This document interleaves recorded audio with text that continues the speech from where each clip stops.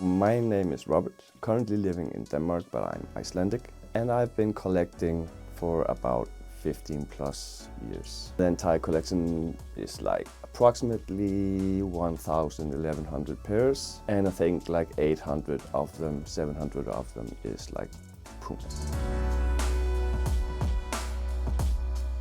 My first memory of them is kind of funny because I saw them on a Saturday Night Live when I was in Iceland, and Eddie Murphy had the red ones on, and I think it was a suede or a state, but I don't know. That was my first, like, okay, this is kind of cool.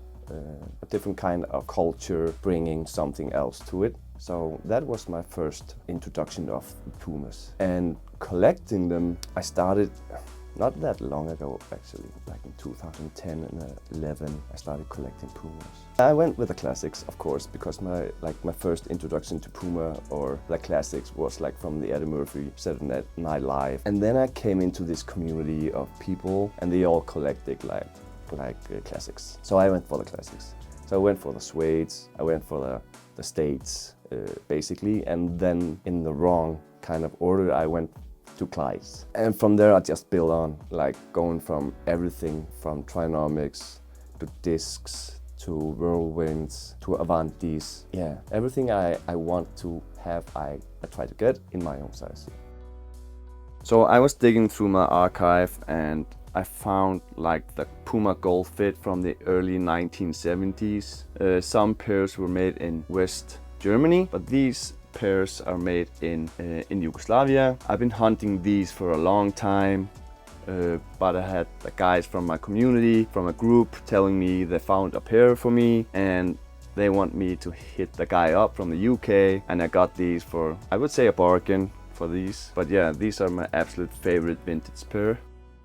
Like the low profiles with the Mustros, with the Speed Cats. I mean, I love that Puma is doing something different. Like if you touch on other brands, Puma is doing the opposite, like bringing in Speed Cats, bringing in Mustros, going into the racer team, bringing on A$AP Rocky for the ambassador role on that one. They do an Inhale, they did Inhale. Inhale went quite good. So I love that they're touching base on something others are not doing, so that's kind of cool.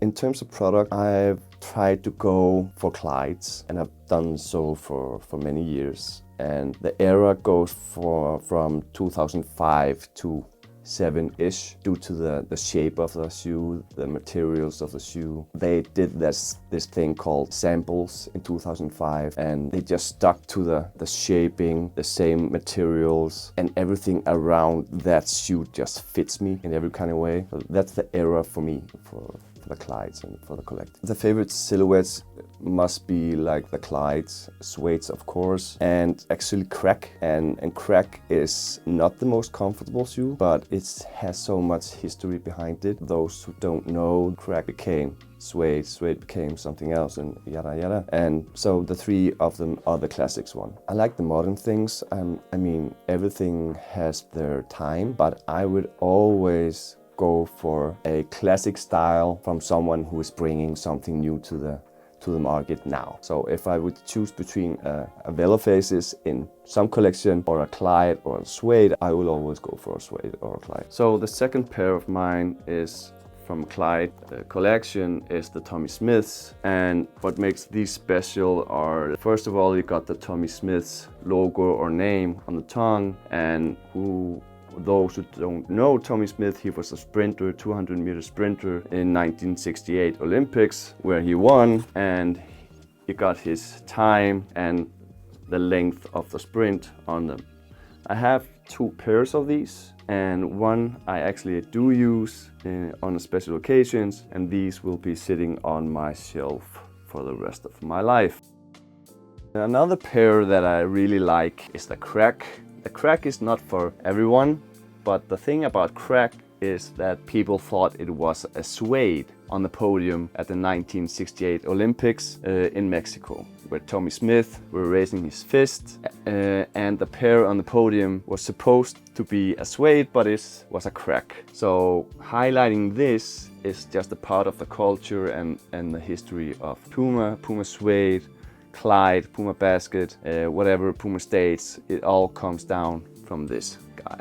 As I mentioned, I'm part of a community. It's called We Are PUMA. They're only like collectors of PUMA, but we always talk about the culture. You don't have to collect PUMA only, but like the culture and supporting the brand and stuff. So we help each other out, and the guys are from Scotland, from Ireland, from UK, from Singapore, Australia, from the US. So we help each other out.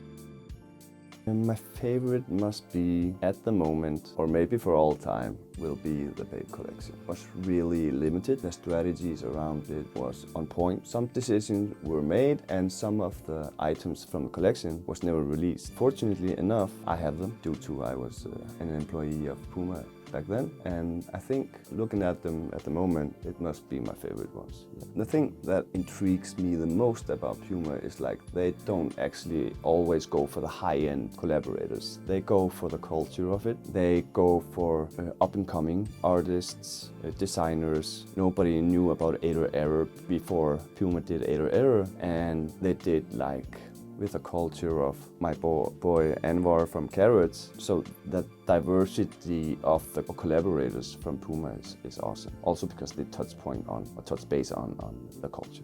So these are one of my rarest, for me at least, the PUMA Clydes.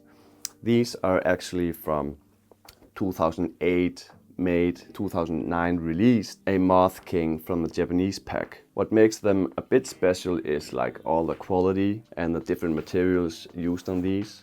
The heel on it with a different texture, and it has a writing on what this specific monster can do. Another great thing about this pair is that I've been sourcing it for a long time, and then a friend of mine who worked for PUMA for some time, he said, I can mix you a box with some stuff, and he mixed a box with these, and these are one of 10 silhouettes made from the Japanese pack, and they are all samples. So, and they've never been used, and those were my grails for a long time. I want to complete certain packs. The Crooked Tongue pack, I want to complete that. I completed the Monster pack, Japanese Monster pack. I have all of those in samples. I want samples, so I collect samples. But I don't have any like the end goal. I just buy things I like, and actually I don't care if I miss something. If I don't like it within the pack, I don't buy it. So I don't have any end goals. I just enjoy collecting sneakers. I promised the guys a funny story.